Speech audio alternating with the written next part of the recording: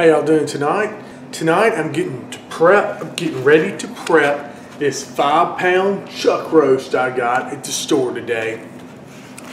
I'm going to do a recipe Angie Spada from Australia put on Facebook. I'm going to kind of cross it between it and what Russ did from Smoky Ribs last week. Anyway, basically I'm going to take her recipe. It's like a pot roast or a chuck roast, and it's sriracha espresso sauce. Sounds really good. We'll cook in that. And then I'm going to kind of take what Russ did. I'm going to take this guy, put out in the grill for a while, get some smoke on it, and we'll finish it off. Hopefully, if mine comes in tomorrow, with some Coakley's barbecue sauce. I think that'll be really, really good. But I'll also finish it off in a Dutch oven, maybe in the oven. We're just going to go low and slow with this whole thing. But tonight, we're just going to rub it down with some of my rub. Same rub I used actually on the pork roast. And let me try to get that recipe I've got saved in my phone for that rub that I normally use. It's just, here it is right here. It's the 2 cups brown sugar, 1/2 cup kosher salt, 1/4 cup paprika, 1/4 cup smoked paprika, 1 teaspoon chili powder, 2 teaspoons chipotle chili powder, 2 teaspoons cayenne pepper, 1/4 cup ground black pepper, 1 teaspoon white pepper, 2 tablespoons garlic powder, and 1 tablespoon Basil's Cajun seasoning. You can see that there if you want to pause it or something. Anyway, that's my pork rub normally, but I'm going to put it on this roast just because I'm going to cook it for so long. And cook it outside. I kind of want to develop that nice sweet crust. So let's go ahead and get this roast rubbed down. I'll put it in the refrigerator and, you know, just leave it for in the morning when we're getting on low and slow. All right, so onto this roast, I put a small little dab of mustard. We're not going to put as much rub on here as we did the pork butt, so we don't have to put a whole lot of mustard because you don't want to just the glob all on here. And we're going to put some of the rub. See, we're just going to kind of sprinkle it over it and on the sides and pat in a little bit because I don't want to have just a huge layer of rub on this thing. See what I'm doing here? Just getting these crevices and cracks and all that good stuff. Get on the sides though. Turn around here. So it doesn't take a whole lot of rub on something like this. But you still want to get your surface covered here. Oh wow, this rub smells so good, you know. It came out perfect on that pork roast. That pork butt. So anyway, now I'm going to take this, I'm going to set it in a tinfoil pan to where we're going to let it sit in the refrigerator overnight. Alright y'all, fixing to get started this morning. Light the fire for our chuck roast here. I hope you can see this. I don't know, let me get on the other side real quick. You can see, yeah, you can see that. You see how I've got my charcoal ring around there with a hole in the middle. I'm going to light some charcoal, put that there in the middle. I'm doing about 1 chimney full of charcoal for this cook because we want to go slow there for a while. So let's get this charcoal lit first. I just put the chuck roast here on the grill that I sprayed down with some Pam. And what I want to do is I want to put a temperature probe in here and try to get it way down here in the middle of the meat without hitting a big fat pocket or anything. So let's see. I like to measure it like this. Get to the middle, we need to be right about right there. So let's measure about like that. Push that in there. That should be almost the middle. I might go ahead and put another probe on the other side. So I got 2 probes. I got one over here on the other side stuck on the side of the meat. I got this one here. It's just kind of hard to get a good read on them. Meat shaped this way like this, so you know we'll try to get several probes in here. Now we're going to go in and we're going to put the grate temperature probe on here. See exactly where I'm going to put that. Probably somewhere like, let's see, flip this over. Put this thing down right here. You get grate temperature on it.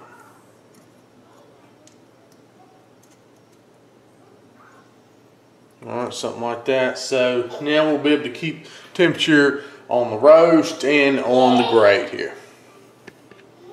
As I hope you can see, I actually put a couple of wood chunks here in the base of the kettle, and I'm about to put the barbecue stack kit, Cajun Bandit, on here, just the bottom half at least. So we've got the bottom grill with the heat deflector there on the bottom. We set that in there. You can see. Then I've got a pan I'm just going to use as a drip pan. We'll set that right in there. And that's going to help to catch some of that grease and stuff from the roast as it cooks. But that's the idea. Now we're going to come out with the roast and set it on top. But first, I'm going to take all this off. Just want to kind of show you our setup. And we're going to light the fire. Let me get my chimney.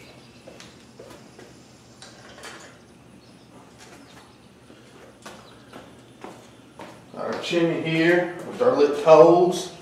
As you can see, I put a few hickory chunks in there. And pour the lit coals right there in the middle. Not too many, just enough to catch everything else. I'll take a brush here and kind of spread that out just a little bit. That'll be good right there. Now I just put the roast on. I'm gonna get all my probes hooked up properly here into my device, my grill 2. That probe here.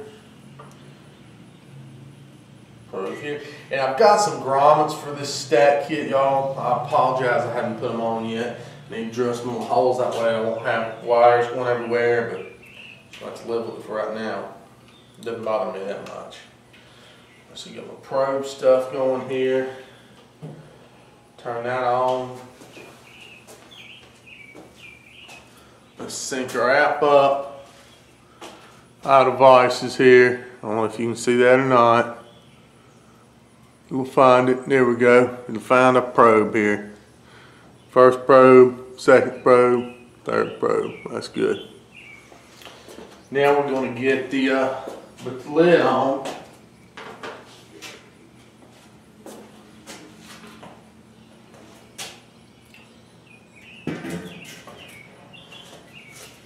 I'm going to shut my bottom damper down just a little bit, and we'll let this heat just even out. I'm going to try to even out around 250, 225. Alright y'all, so we've been cooking for about an hour and a half now. Here holding steady about I don't know if you can see that or not here on iGrill 2. 227, 225. My grill temp probes are reading, I've got 3 probes in it now. We're reading anywhere between about 110 and about 120 or so, with 10-degree variance between 3 probes or stuff in there. Just with this kind of piece of meat, you know, you're gonna get that. But we're just going low and slow here. I want to bring this, I really want to get about 3 hours of good smoke on it. And then we're going to change it up a little bit. I want to bring it up to about 130, 140 degrees here before we take it off the smoker. But right now we're just getting that good smoke in there, holding a good temperature, about 225 or so for the grate temperature. So we'll just let it keep rolling here for now on the grill. Y'all, here in a few minutes, we'll go ahead and move the roast off the grill or the smoker, the Cajun Bandit, into the Dutch oven, into a low and slow oven. But let me show you first, we're going to make this sauce. This is from that recipe here that we're going to put on it. Let me get a tablespoon real quick. Okay, so this calls for about 2 tablespoons of espresso powder, or just really finely ground coffee. I'm going to make a little bit extra here than it calls for, so I'm going to put about 2.5. It's going to be really good there. Let's see, about 1/2 cup of tomato sauce, it says. A little bit more than that. Almost a cup there. 1/2 cup of beef broth.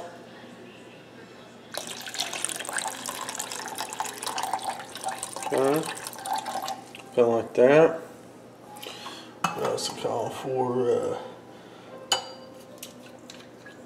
Worcestershire sauce. A couple tablespoons of it.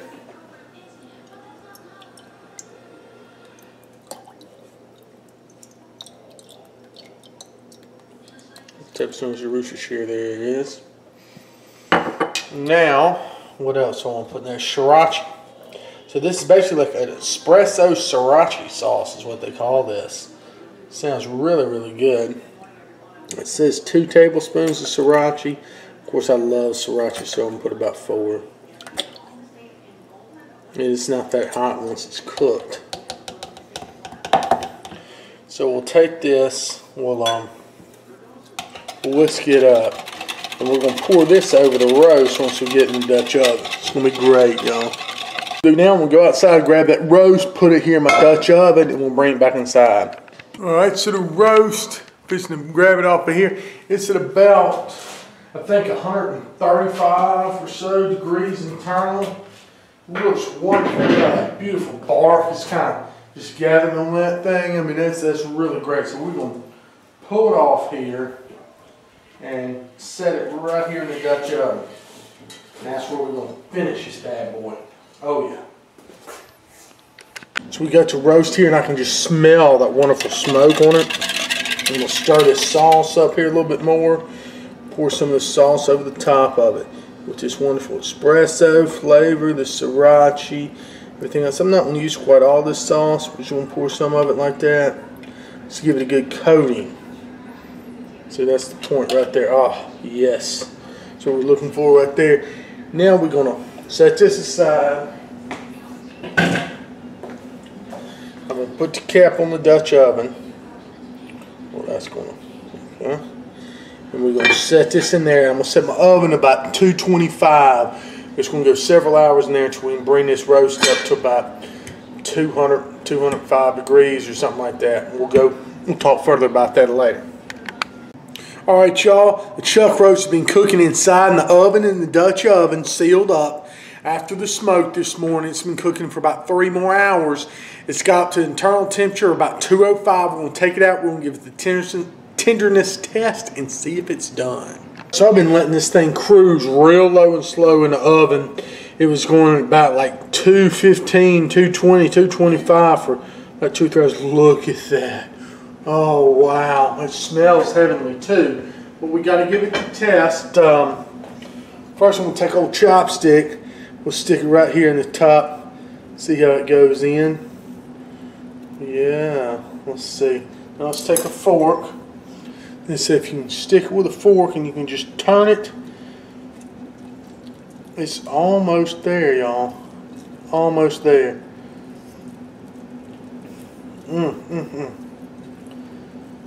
Not quite. I'm going to let it cook just a little bit more. Alright, y'all, so I've let the meat come up with all the probes, average about 205, 206 degrees. We're going to take it to the next step. I'm going to unload it from the oven and from the Dutch oven. I've got just a full pan here. I'm putting this full. We're going to wrap it up. I'll show you. See, I lifted it up out of there. I'm going to pull these probes out of it. Oh, smells so wonderful, y'all.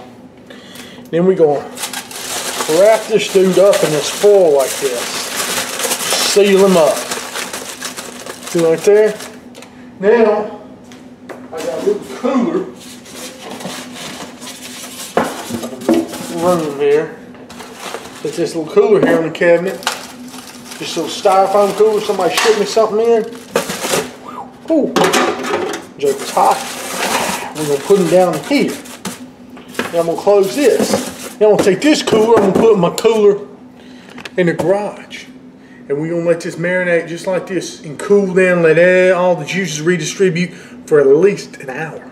Then we're going to be ready. See, I still got this juice left here in this pot. What I'm going to do with it, I got this here, whatever you call this thing, Tupperware, Corningware. I'm going to pour this in here. And we'll put this in the refrigerator or the freezer, and we'll let the fat rise to the top of that. We can skim that off, and we can use that juice later or on down the road if we don't eat all the meat tonight, when we have to reheat the meat or something that'll make some good gravy. So it's been about an hour and a half, and I'm going to get the roast out of the 2 coolers. We're going to see how it pulls. So here I get a little Pyrex. take the roast out of all the coolers. All that insulation. We'll open it up, see what we're dealing with here, y'all. It sure smells good, and it's still warm. Look, there's still smoke, steam coming out of there. That's what I'm talking about. Thing of beauty. So let's test this tenderness, y'all. Oh my gosh, look at that roast. Oh wow. It's pulling apart like that. That smoke ring. Oh my goodness.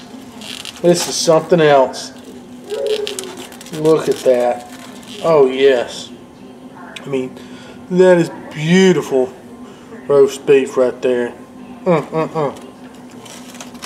Man. Let that sit for a minute. Cool some, we're going to pull it. It's had a chance to cool off just a little bit more.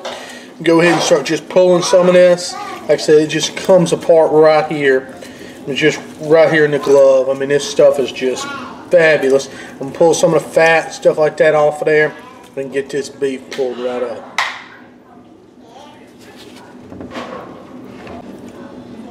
I'll tell you what too, this crust on here is so good.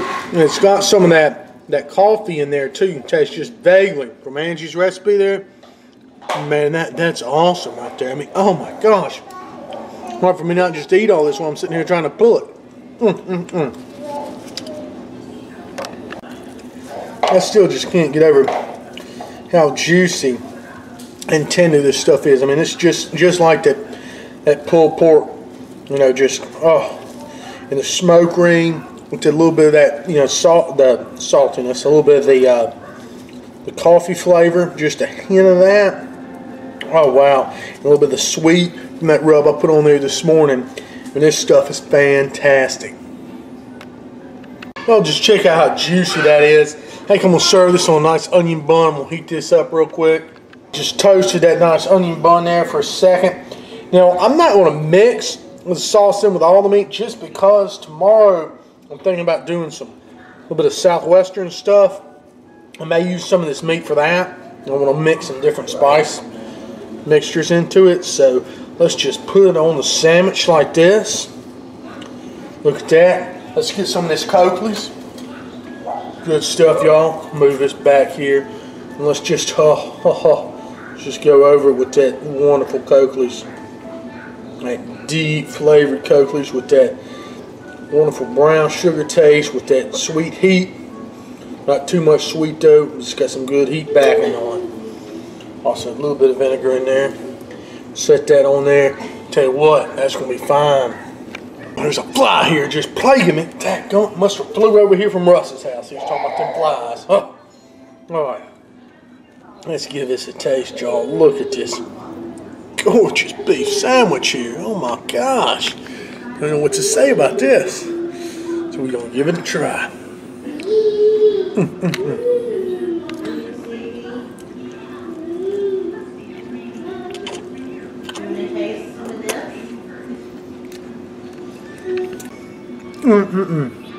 I'm telling you what, that pulled beef right there with that wonderful Coakley's on it, you can't beat that stuff, man. It was worth it.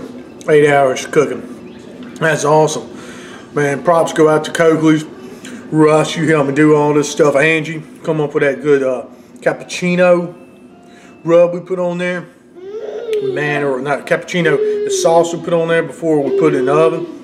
Some great stuff, y'all.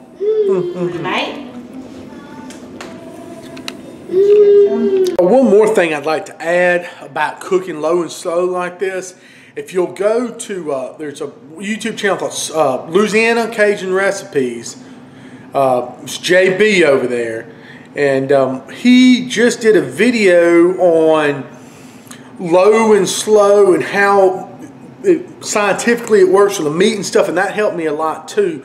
I may put a link to that video in the description box too. But I think it's Louisiana Cajun Recipes 007 Bond JB.